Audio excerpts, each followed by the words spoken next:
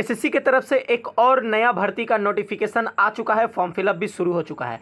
अगस्त month का शुरुआत होते ही पहले सप्ताह में ही गवर्नमेंट की तरफ से एक बैक टू बैक भर्तियां छात्र लोगों के लिए आ रही है, जिसमें से एक नया भर्ती एसएससी अभी जारी कर दी है। ठीक, ये भर्ती कौन कौन कैंडिडेट के लिए है, मेल फीमेल के लिए है कि नहीं है, आवेदन कब से कब तक होगा, साथ ही साथ चलान कितना लगने वाला है, एज लिमिट कितना लगने वाला है, किस पोस्ट पे भर्ती है, वैकेंसी कितना है, एजुकेशनल क्वालिफिकेशन का डिमांड कितना है, सारा जानकारी आज के इस वीडियो में आप लोगों को बताने वाला हूं। तो चैनल पर नए हैं तो चैनल को सब्सक्राइब जरूर करिएगा और वीडियो को शेयर जरूर करिएगा। चलिए सीधा वीडियो को शुरू करते हैं। आप लोगों को एसएससी का नया वेबसाइट ओपन करना है, ssc.gov.in।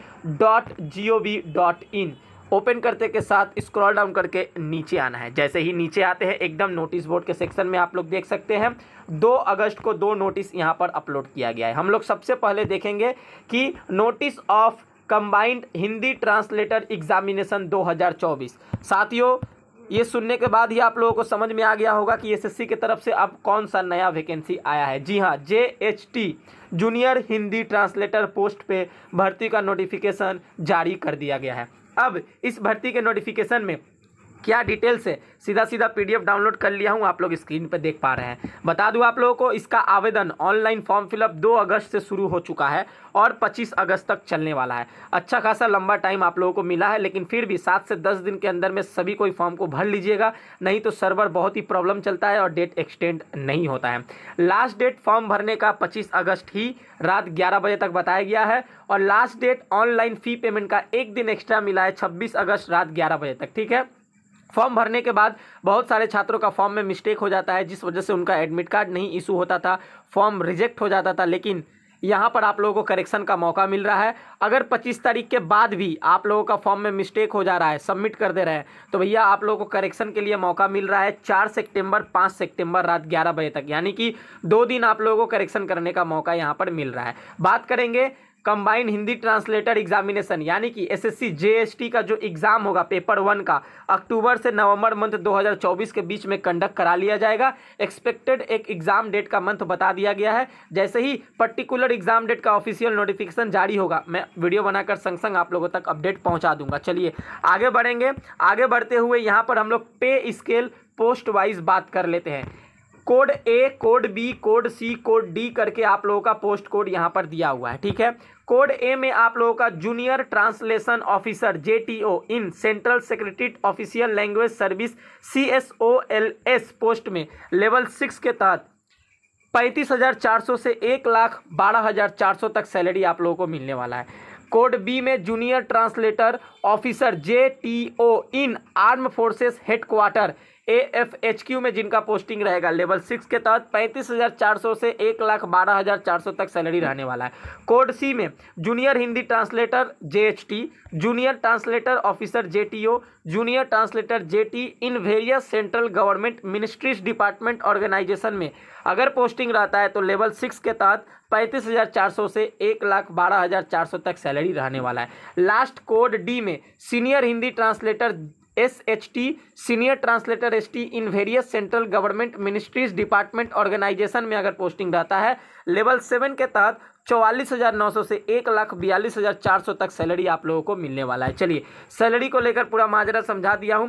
बात करेंगे वैकेंसी को लेकर। भैया यहाँ पर साफ देख सकते हैं, हेडलाइन में लिखा हुआ है टेंटेटिव वैकेंसी। टेंटेटिव वैकेंसी का मतलब होता है कि ये वैकेंसी फिक्स्ड एंड परमानेंट नहीं है। ये वैकेंसी आप लोगों का 100% बढ़ेगा। बढ़कर कितना होगा वो अभी बताया नहीं गया है। वैकेंसी आप लोगों का अप्रॉक्स अभी 312 पोस्ट है, तो टेंटेटिव वैकेंसी है 312, लेकिन हो तो 1 मंथ के अंदर में यह वैकेंसी बढ़ेगा, बढ़कर ऑफिशियल नोटिफिकेशन जारी कर दिया जाएगा। फिलहाल अभी 312 पोस्ट खाली है, जिसपे ऑनलाइन फॉर्म फिलअप शुरू हो चुका है। आगे बढ़ेंगे। अब हम लोग आगे बढ़ते हुए सीधा हम लोग अब बात करेंगे यहाँ पर कि कौन कौन से स्टेट के कैंडिडेट इसका फॉर्म भर सकते हैं। भैया इंडिया के तो ऑब्वियसली आप लोग भर सकते हैं, इसके अलावा नेपाल, भूटान, इन सारे स्टेट के कैंडिडेट फॉर्म भर सकते हैं। चलिए बात करते हैं अब एज लिमिट को लेकर। एज ऑन काउंट होगा 1 अगस्त 2024 तक। एज लिमिट क्या रहने वाला है अच्छे से देख लीजिए। Crucial date of age recording in fixed 1/8/2024 यानी कि 1 अगस्त 2024 तक काउंट होने वाला है। आगे बढ़ेंगे। यहाँ पर जो एज बताया जा रहा है जनरल कास्ट वालों का 18 से 30 साल। अगर आप लोग जनरल कास्ट है तो 18 से 30 साल एज है तो आप लोग इसका फॉर्म भर सकते हैं। अगर आप लोग के पास SC ST सर्टिफिकेट है तो आप लोगों को 5 साल छूट मिलेगा, 18 से 35 साल तक आप लोग फॉर्म भर सकते हैं। अगर आप लोग OBC है तो 3 साल छूट मिलेगा, 18 से 33 साल तक आप लोग फॉर्म भर सकते हैं। Otherwise PWD unreserved, PWD OBC, PWD SC ST 10 साल, 13 साल, 15 साल छूट है। ये डिटेल्स आप लोग देख सकते हैं अगर PWD कोटा में अगर आते हैं तब। आगे बढ़ेंगे। अब हम लोग आगे बढ़ते हुए सीधा अब हम लोग देखेंगे एजुकेशनल क्वालिफिकेशन का डिमांड। लेकिन उससे पहले बहुत कोई पूछते हैं कि फिजिकल हैंडीकैप क्या इस फॉर्म को भर सकते हैं। जी हाँ, फिजिकल हैंडीकैप वाले इस फॉर्म को आप लोग भर सकते हैं। इसमें कोई भी कंफ्यूजन नहीं है कि फिजिकल हैंडीकैप वाले नहीं भर सकते हैं। चलिए बात करेंगे अब एजुकेशनल क्वालिफिकेशन को लेकर। Educational qualification A to C code, ठीक है। कोड A से C junior Hindi translator, junior translator officer, junior translator अगर अप्लाई करते हैं तो master degree of recognize university in Hindi with English as compulsory elective subject as the medium examination at the degree level, ठीक है। Video को pause करिएगा, pause करके इसको स्क्रीनशॉट लीजिएगा और अच्छे से ये पूरा एजुकेशनल क्वालिफिकेशन को पढ़ लीजिएगा। चलिए, for post code D senior Hindi translator, senior translator के लिए एजुकेशनल क्वालिफिकेशन का डिमांड क्या मांगा गया है, चलिए देख लेते हैं। Master degree of recognised university in Hindi with English as compulsory और elective subject as the medium of examination at the degree level. भैया आप लोगों के पास मास्टर डिग्री होना होगा, साथ में हिंदी विथ इंग्लिश या इंग्लिश विथ हिंदी आप लोगों का जो PGDT का कोर्स है वो आप लोगों को होना होगा, ठीक। वीडियो को पॉज करके अच्छे से पूरे एकदम पढ़ लीजिए, साथ ही साथ स्क्रीनशॉट लेके भी आप लोग पढ़ सकते हैं क्या क्या एजुकेशनल क्वालिफिकेशन का डिमांड यहाँ पर मांगा गया है। फ़ी पेमेंट का हम लोग बात कर लेंगे।